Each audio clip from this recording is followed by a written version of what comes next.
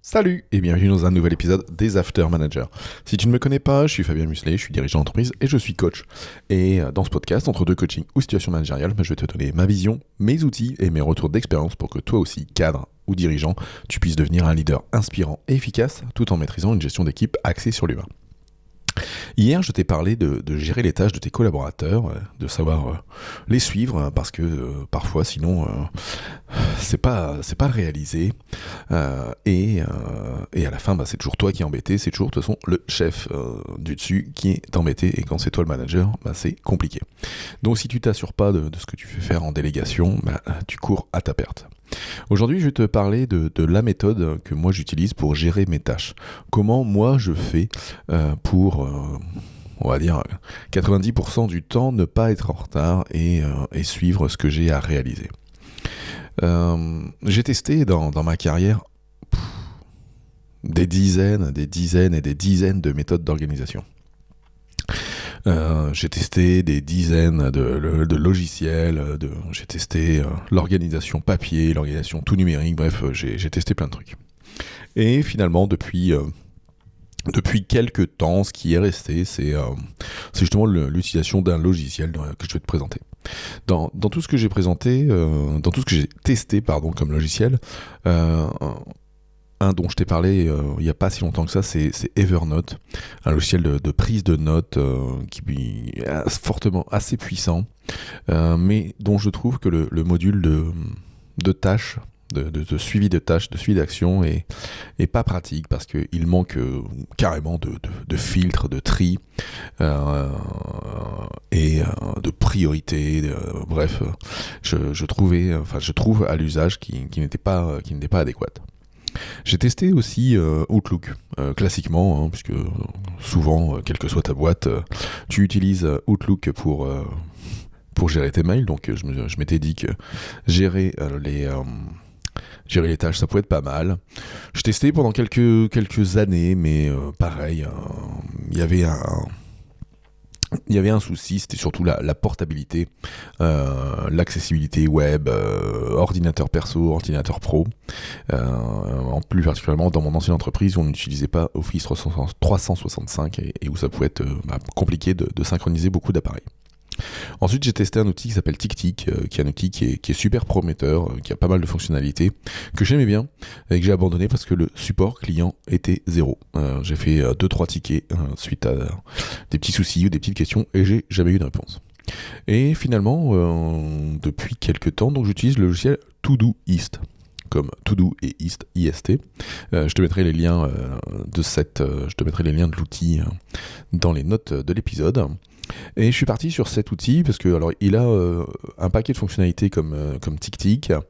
Il a un lien avec Outlook, c'est-à-dire que j'ai un plugin officiel dans mon Outlook où je peux envoyer les tâches directement dans Todoist. Et quand je suis Todoist, si je clique sur une tâche qui a été créée comme ça, ça me renvoie vers l'email, donc ça marche super bien. C'est un logiciel qui est accessible, que ce soit sur téléphone via une appli.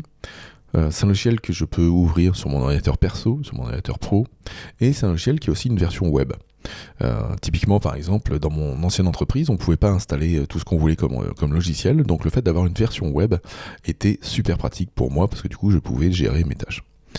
L'accessibilité elle est importante parce que tu peux te retrouver assez facilement à devoir ouvrir tes tâches chez toi, ouvrir tes tâches dans le métro, ouvrir tes tâches au resto pour rajouter un truc. Bref, il y a toujours besoin d'avoir quelque chose d'assez rapidement saisissable sous la main. Et c'est ça que j'ai apprécié avec Todoist, c'est l'aspect rapidité pour aller saisir des tâches. Alors, à quoi ça ressemble Todoist, Todoist, et je vais te faire part des grandes fonctionnalités et de moi ce que j'utilise. Déjà dans Todoist, tu as une boîte de réception. La boîte de réception, c'est là où tu vas mettre tout ce qui t'arrive. Dès lors que tu saisis une tâche, si tu mets pas d'étiquette, de projet ou autre, elle va aller là. Si tu t'envoies un mail et que tu veux qu'il soit transformé en tâche, c'est là qu'il va aller. Bref, c'est l'endroit où tu vas te déposer toutes tes idées, tout ce qui te vient en tête. C'est l'endroit où tu vas aller quand tu fais ta revue hebdomadaire et rebalayer tout ce que tu as fait dans la semaine et toutes tes échéances. C'est l'endroit où tu vas aller tout saisir. Ensuite, un deuxième endroit qui est super intéressant dans Todoist, c'est l'item aujourd'hui. L'item aujourd'hui, il va te centraliser toutes les tâches dont la date d'échéance est aujourd'hui, ou celles qui sont dans le passé et pas finies. Donc comme ça, tu peux voir ce que tu as en retard et tu peux voir tes priorités du jour. Moi, j'utilise j'utilise tous les jours, très souvent, donc tous les jours en fait.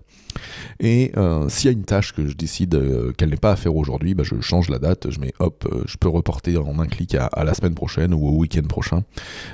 Et ça, ou voire même parfois si c'est un projet qui devient qui passe en sommeil, je clique sur sans date et ça disparaît de mon pavé aujourd'hui. Donc ça c'est les deux premiers items qui sont parmi les premiers que tu peux avoir en haut. Ensuite, un pavé qui est intéressant, c'est l'onglet Mes projets. Dans Todoist, tu vas pouvoir créer des projets et les suivre. Typiquement, un projet, ça va être quoi ? Ça peut être une catégorie, tu peux par exemple utiliser les contextes GTD, tu peux créer des projets par responsabilité, des projets par collaborateur. Moi, j'ai pris le parti de faire des projets par responsabilité, c'est-à-dire que j'ai un projet qui s'appelle du nom de mon entreprise. Et ensuite, à l'intérieur, j'ai le domaine administratif, le domaine clientèle, le domaine technique. Et puis après, j'ai un autre projet qui est ma boîte de coaching. Et dedans, il y a un item idée de contenu pour mettre toutes les idées que je peux avoir de création de podcast ou autre, site web, etc. Donc tu peux assez facilement, je dirais, segmenter les tâches. Et du coup, quand tu te concentres sur un projet, si demain je me concentre sur l'aspect administratif dans la régie où je travaille, je vais cliquer sur administratif et j'aurai que ces tâches-là et je ne serai pas perturbé par le reste. Donc les projets, c'est quelque chose qui est assez puissant, surtout que tu peux créer des sections à l'intérieur, tu peux créer des sous-projets, bref, c'est assez puissant. Globalement, quand tu crées une tâche dans Todoist, tu vas pouvoir la mettre où tu veux. Soit tu peux la mettre directement dans un projet, tu peux la mettre dans un sous-projet, tu peux la mettre dans ta boîte de réception, et surtout tu peux aussi lui mettre des étiquettes. Moi j'utilise les étiquettes pour taguer 2-3 items, par exemple tous les items sur lesquels je suis en attente de quelqu'un, j'ai une étiquette qui s'appelle en attente. Les étiquettes sur ce que je dois voir avec quelqu'un, j'ai soit une étiquette à voir avec, soit j'ai une étiquette par collaborateur. Et ça me permet, pareil, très facilement de filtrer sur ce que j'ai confié comme tâche à Pierre, Paul ou Jacques, et voire même dans la réunion hebdomadaire du lundi, si je filtre sur collaborateur, qui est un filtre que j'ai créé, eh bien il va m'afficher toutes les tâches de tous mes collaborateurs en les groupant par collaborateur. Donc un truc super pratique. C'est là où justement je vais rebondir sur les favoris. Les favoris, c'est justement que tu peux créer des filtres automatiquement, des filtres par projet, des filtres par priorité, des filtres par personne. Tu peux, je dirais alors, c'est pas de la ligne de code, mais c'est du filtre où tu dis c'est telle catégorie et ou telle catégorie, etc., etc. C'est super simple à faire et ça permet clairement aussi de gagner du temps demain. Moi j'ai quelques filtres, par exemple, donc j'ai le filtre collaborateur qui me liste toutes les tâches et qui me les classe pour l'ensemble des collaborateurs que j'ai dans mon entreprise. J'ai un filtre tout régie dans lequel il me sort tout ce qui est dans le projet régie et ses sous-projets et il les groupe par projet. Comme ça, j'ai une vision d'ensemble. J'ai une vue priorité business et priorité régie, dans lequel, avec un petit tag, une petite étiquette que je suis, ça me permet de me suivre mes priorités pour mes gros cailloux du jour, par exemple, mes gros cailloux de la semaine. Et puis, j'ai un filtre qui s'appelle Planning Hebdo, dans lequel je filtre sur les tâches de la semaine en cours. Et ça me permet clairement d'être efficace. Tu vois, dans ce que je te dis aujourd'hui, j'ai pas une organisation ultra compliqué. J'ai pas mis en place des trucs de malade. Parce que plus tu complexifies ta gestion de tâches, ta gestion de projet, ta gestion de notes, et moins tu l'utilises. Ça c'est un épisode que je t'ai fait il y a quelques semaines aussi. Simplifier, c'est la porte ouverte à la réussite. Voilà ce que je voulais partager avec toi aujourd'hui. Si ça t'a plu, si tu trouves que c'est intéressant, et si tu veux tester Todoist, bah écoute, rends-toi dans les notes de l'épisode.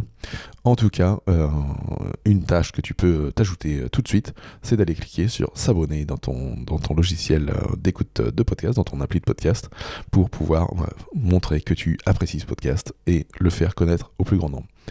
Je vous souhaite à toutes et à tous une bonne journée et je vous dis à très vite. Ciao, ciao.